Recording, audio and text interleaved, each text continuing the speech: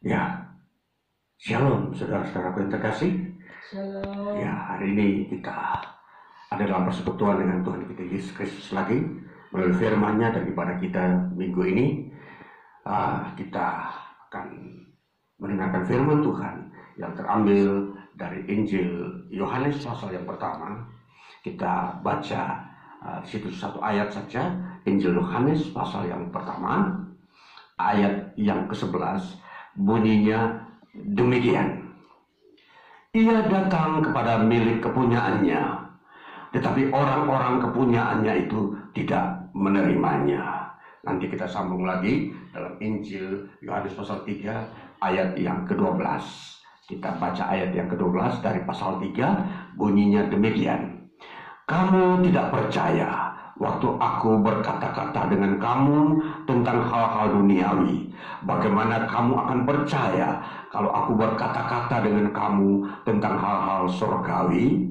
Ya, saudara-saudara yang terkasih, dua ayat ini akan kita bahas dengan terbuka bagaimana permasalahan manusia. Itulah sebabnya lewat bagian firman Tuhan kita diinspirasikan untuk masuk ke dalam sebuah tema yang saya berikan. Tema hari ini adalah masalah manusia pada fase kedua. Saudara, masalah manusia pada fase kedua ini nanti akan menjadi klimaks kita di dalam kehidupan kita hari ini atau minggu ini atau bahkan minggu-minggu ke depan, bahwa kita akan mengerti bahwa manusia itu mempunyai ada fase-fasenya, dan inilah yang kita berhadapan dengan masalah manusia yang saya sebut fase kedua. Nah, ayat tadi menerangkan kepada kita bahwa sebenarnya ada masalah manusia di dunia ini yang berhubungan dengan kedatangan Yesus Kristus. Nah, itu dikategori sebagai fase kedua. Nah, nanti kita akan mengerti lebih jelas bahwa masalah apa yang ada sesungguhnya antara manusia dengan Yesus Kristus ini. Nah, itulah sebabnya untuk mengerti ini saya tidak akan langsung menjelaskannya sebelum kita mengerti dulu apa yang disebut masalah manusia pada fase pertama. Ya, Alkitab menerangkan kepada kita bila kita membaca dengan baik dan benar bahwa sebenarnya masalah manusia dengan Tuhan Allah pencipta manusia itu ada sejak penciptaan. Itulah sebabnya disebut sebagai fase pertama.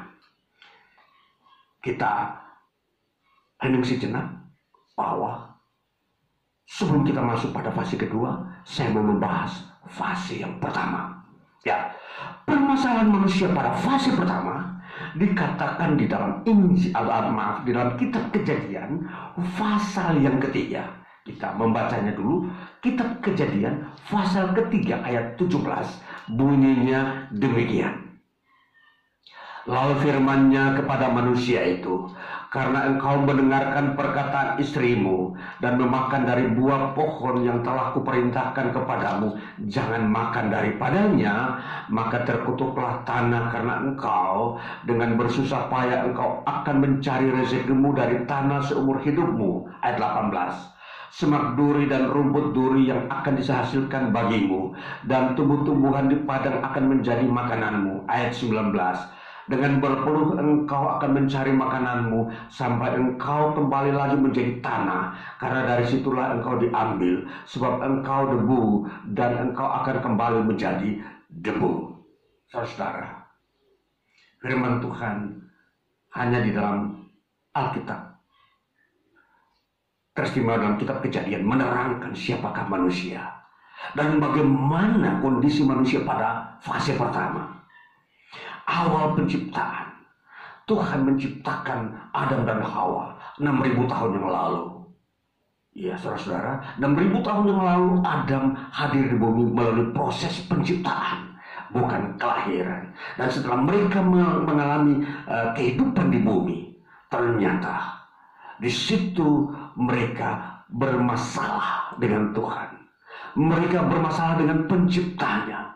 ialah mereka melanggar perintah Tuhan. Itulah sebabnya saudara-saudara, kita memperhatikan kehidupan manusia fase pertama yang diawali oleh Adam dan Hawa ini. Mereka telah mewarnai kehidupan kemanusiaan di bumi ini dengan sebuah kesalahan, ketidaktaatan kepada Tuhan. Nah, ini saudara-saudara, ini sudah memperlihatkan fase pertama, ialah manusia dengan Tuhan Allah. Ya, sekarang kita mau melihat akibat-akibat daripada kesalahan manusia pada fase pertama ini. Di dalam ayat 17 sudah diperlihatkan bahwa mereka dikutuk. Mereka akan bekerja dengan berpeluh, dengan begitu susah mencari makanan. Bahkan dikatakan di situ duri pun akan menjadi bagian makanan mereka. Dikatakan jangan makan daripadanya, maka terkutuklah tanah karena engkau dengan bersusah payah engkau akan mencari rezekimu. Lalu dikatakan ayat 18, semak duri dan rumput duri yang akan dihasilkannya bagimu. Mencari makan, menanam, tetapi yang tumbuh duri dan rumput. Saudara, kita perhatikan hukuman yang dialami oleh manusia pada fase pertama, fase kesalahan melanggar. Kita perhatikan kesalahannya, masalahnya. Jadi permasalahan dalam fase pertama manusia ini ialah mereka tidak tunduk kepada Tuhan melalui firman-Nya. Ya, ini fase pertama. Kita perhatikan ciri-ciri daripada kesalahan manusia pada fase pertama ini ialah tidak tunduk kepada firman Tuhan. Sekarang kita melihat akibat daripada kesalahan ini. Kita juga harus tahu bahwa akibat daripada kesalahan itu adalah kutuk. Ya, hidupnya menderita, bekerja begitu keras tapi tidak menghasilkan kehidupan yang berbahagia, dan banyak bahkan sampai kepada kematian. Nah, jadi ini kita sudah lihat fase pertama. Lalu dilanjutkan bagaimana fase ini berkembang setelah anak cucu Adam itu semakin banyak. Lalu kita melihat dalam kitab Ulangan pasal 28 bagaimana kutuk itu semakin diperluas oleh Tuhan Allah sehubungan dengan perkembangan hidup manusia di dunia ini. Di dalam Ulangan pasal 28 ayat 15 sampai seterusnya ayat 46. Namun kita lihat poin-poin yang kita lihat saja di sini. Kita mulai ayat 15. Ulangan 28. Tetapi jika engkau tidak mendengarkan suara Tuhan Allahmu dan tidak melakukan dengan setia segala perintah dan ketetapannya yang kusampaikan kepadamu pada hari ini, maka segala kutuk ini akan datang kepadamu dan mencapai engkau. Saudara-saudara, perintah, sekali lagi, perintah itu kemudian diperluas di dalam penyampaian Musa melalui Taurat Tuhan kepada orang Israel, bahwa kalau kamu tidak taat, maka fase pertama ini semakin berkembang, ialah kutuk. Dikatakan ayat seterusnya, ayat 16, terkutuklah engkau di kota. Saudara-saudara, membangun kota pun tinggal di kota terkutuk. Dikatakan lagi seterusnya, terkutuklah engkau di ladang. Ketika engkau di desa menanam, itu mengalami kutuk. Ayat 18, terkutuklah buah kandunganmu. Ya, sampai bisa saja mandul, ya, wanita-wanita bisa mandul gara-gara memang mengalami kutuk karena ketidaktaatan. Ini perkembangan daripada fase pertama karena dosa manusia. Kalau memang tidak taat, seterusnya akan Tuhan kembangkan kutuk atau hukuman itu. Hasil bumimu akan semakin berkurang. Anak lembu sapimu dan kandung-kambing dombamu juga mengalami pengurangan. Semua akan berkurang. Kutuk artinya berkurang, diambil dan bahkan dihapuskan dari muka bumi. Lalu dikatakan lagi, terkutuklah engkau pada waktu masuk dan terkutuklah engkau pada waktu keluar. Kemana saja manusia pergi akan terkutuk. Dia mau melarikan diri kemanapun, mau mencari daerah-daerah baru, itu pun tetap terkutuk. Dan inilah era fase pertama. kutuk, saudara-saudara. Bagaimana kita melihat bumi pada manusia pada fase pertama, semua diwarnai kekeringan. Ya, ketika manusia berbuat dosa, mulai saat itu tumbuhlah duri-duri dan rumput-rumput yang tidak berguna. Padahal sebelumnya Tuhan tumbuhkan apa? Buah-buahan yang semuanya enak dimakan. Tapi setelah berbuat dosa, maka tumbuhlah duri dan rumput. Nah, saudara, kita melihat ini adalah fase pertama masalah manusia. Manusia dengan firman Tuhan. Lalu dikatakan lagi, masih banyak rentetan-rentetan. Dikatakan ayat 20 begini, Tuhan akan mendatangkan kutuk, huru hara, dan pengajaran ke antaramu dalam segala usaha yang kau kerjakan. Ada terjadi huru hara, perkelahian, ada perampokan. Ya, ini karena tidak adanya penundukan diri kepada Tuhan dan firman-Nya. Maka kalau terjadi huru hara, itu salah satu bentuk daripada kutuk yang Tuhan hadirkan di tengah-tengah umat manusia. Bahkan usaha apa yang dia kerjakan, dia mau mengelola, mengembangkan, mengatasi masalah, itu pun tidak terjadi. Selalu mengalami kegagalan. Yang seterusnya dikatakan lagi, ayat 21, Tuhan akan melekatkan penyakit sampar kepadamu sampai dihabiskannya engkau di tanah. Penyakit sampar adalah penyakit menular. Jadi kalau seseorang mengalami penyakit ini, sudah tidak ada obatnya dan akan menularkan kepada orang lain, sehingga semua orang mengalami penyakit yang sama. Jadi saudara, ini adalah permasalahan manusia pada fase pertama. Fase yang penuh dengan keberdosaan karena tidak penundukan kepada Tuhan. Ini sudah kita melihat, sudah bagian-bagian yang penting ya. Masih ada rentetan yang lain lagi yang nanti kita akan baca. Bila saudara ingin perhatikan ayat ini, bacalah kitab Ulangan pasal 28 ayat 15 sampai ayat 46. Dan dari sini kita sudah melihat poin-poin yang penting bahwa ini adalah permasalahan manusia pada fase pertama. Jadi betapa ngeri kita melihat kehidupan manusia di dunia ini. Bahkan dunia ini kita melihat begitu gersang karena adanya kutuk Tuhan. Jadi saudara-saudara, kita melihat bahwa Tuhan begitu berdaulat atas kehidupan manusia di bumi ini. Barang siapa melecehkan Tuhan dan tidak menyuarakan Tuhan, mereka akan mengalami kekeringan. Saudara, kutuk. Jangan mengikuti model-model kehidupan manusia pada fase pertama, saudara. Firman Tuhan nasihatkan kita. Ini sebagai pelajaran bahwa manusia pernah hidup pada fase pertama 6.000 tahun yang lalu. Ya, kita perhatikan. Sehingga terjadinya begitu gersang manusia hidup pada saat itu. Ya, saudara, ini firman Tuhan membukakan kita permasalahan manusia. Jadi kalau kita masuk kepada fase yang kedua saat ini, kita harus memperhatikan firman Tuhan. Ini adalah masa kemurahan Tuhan. Ini adalah anugerah Tuhan yang kedua. Kita ada di dalam fase kedua ini. Ini menandakan bahwa kita dihiasi dengan anugerah Tuhan yang kedua. Nanti kita memperhatikan apa itu anugerah Tuhan yang kedua. Di dalam Yohanes, Injil Yohanes pasal 1, kita perhatikan tadi ayat yang ke-11, kita sudah membacanya. Yohanes pasal 1 ayat 11, kita sudah mengikuti perkataannya tadi, bahwa bunyinya demikian, ia datang kepada milik kepunyaannya. Kita perhatikan ayat ini. Ia datang, Allah datang ke dalam dunia melalui Yesus Kristus 2000 tahun yang lalu. Jadi selang waktu antara Adam sampai kepada Yesus datang ada 4000 tahun. Jadi ketika Allah datang ke dunia mengunjungi Adam, itu pada fase pertama. Setelah itu terjadi fase yang kedua, Allah datang sendiri dalam bentuk Yesus Kristus seperti manusia datang ke dunia ini.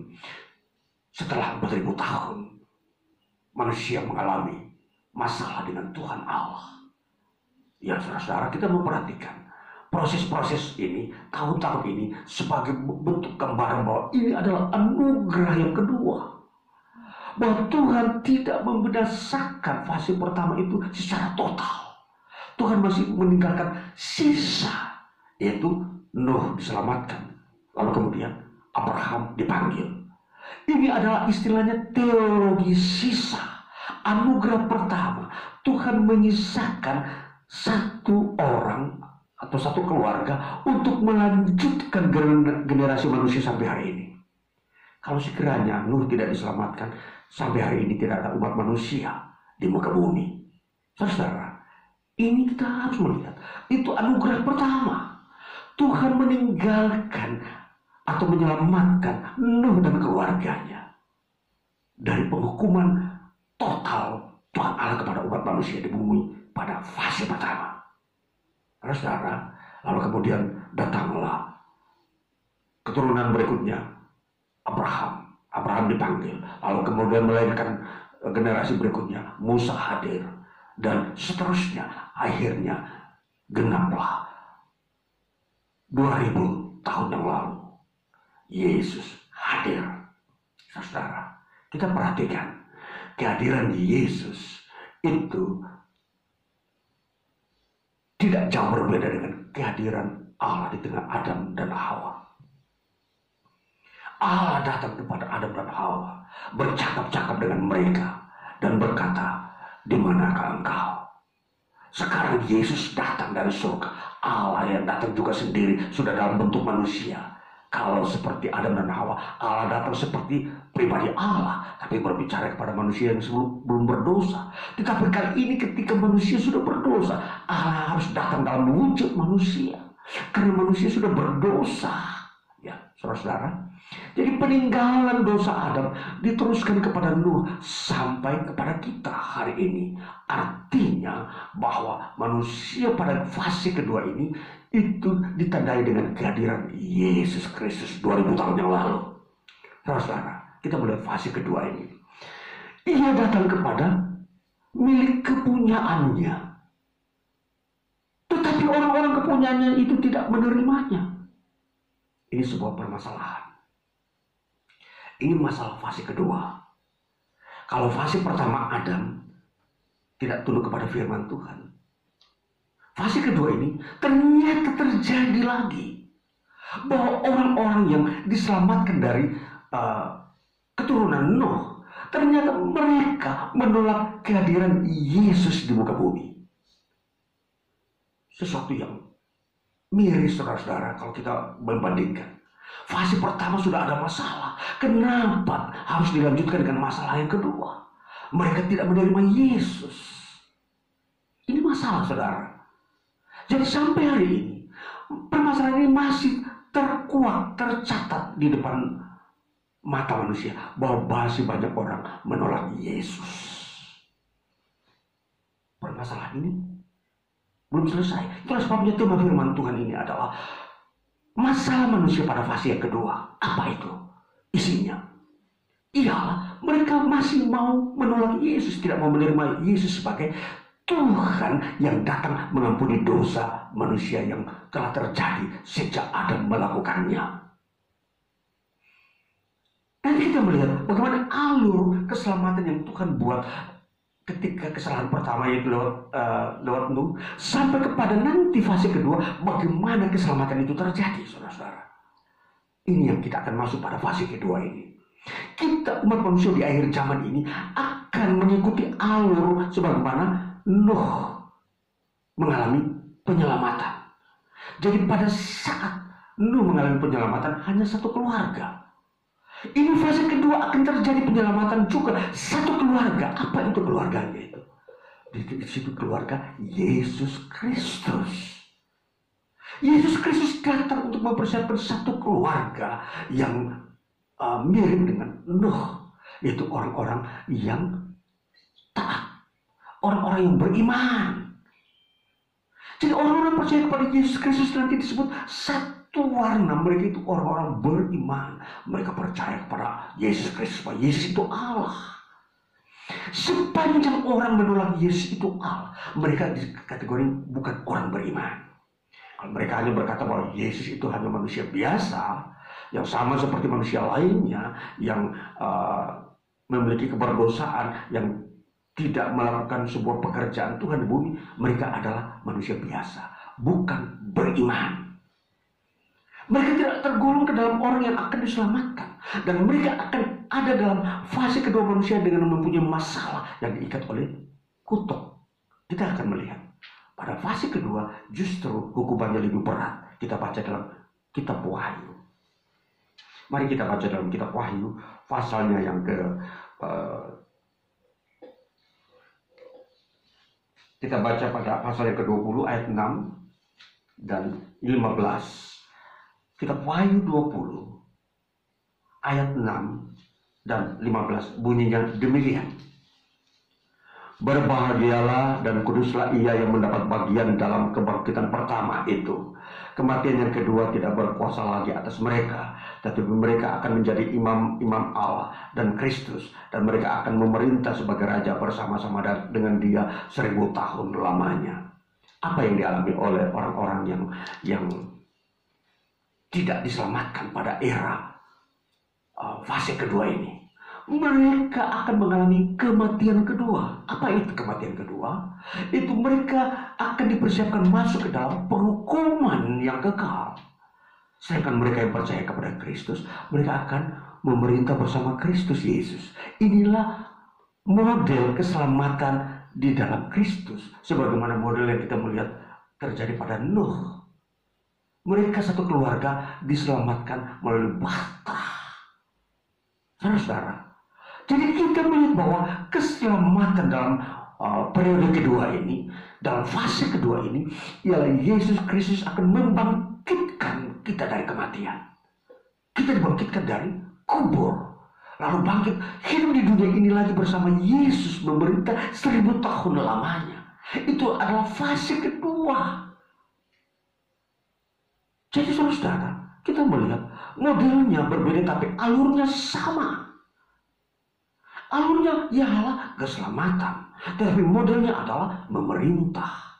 Dan memerintah selama 1000 tahun, saudara-saudara.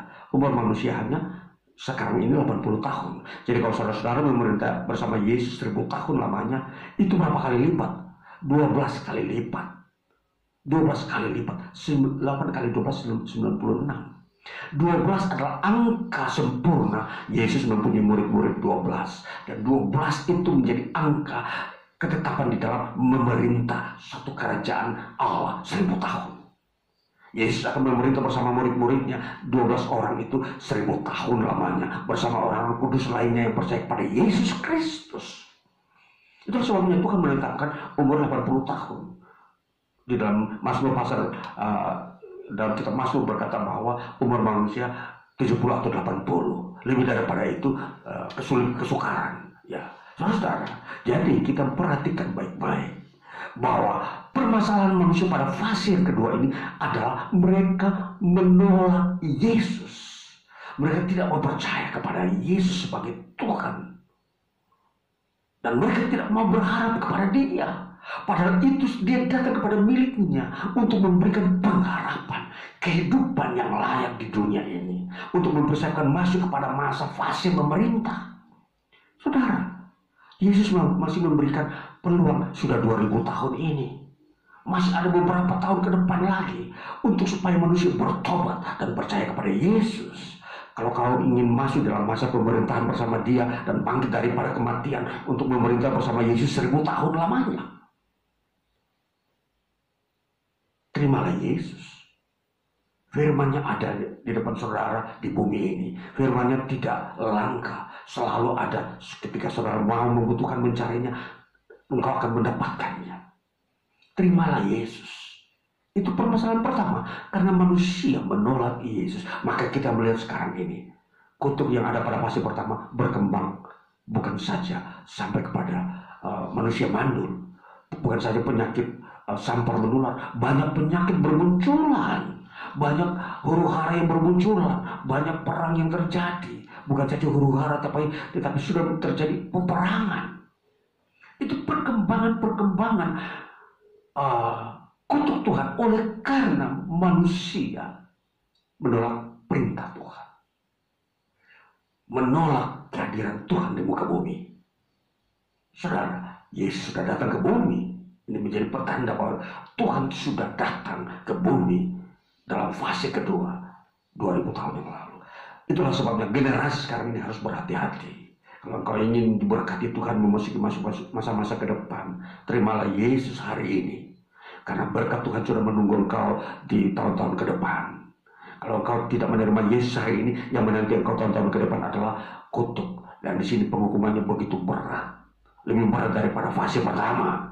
Fase kedua ini penyakitnya begitu dahsyat. Ya, dan juga mematikan. Ini perhatikan baik-baik saudara. Dan mari kita melihat pada ayat yang Injil Yohanes pasal yang ketiga, ayat yang kita perhatikan pada ayatnya yang ke-12. Kita perhatikan ayat 12 bunyinya begini.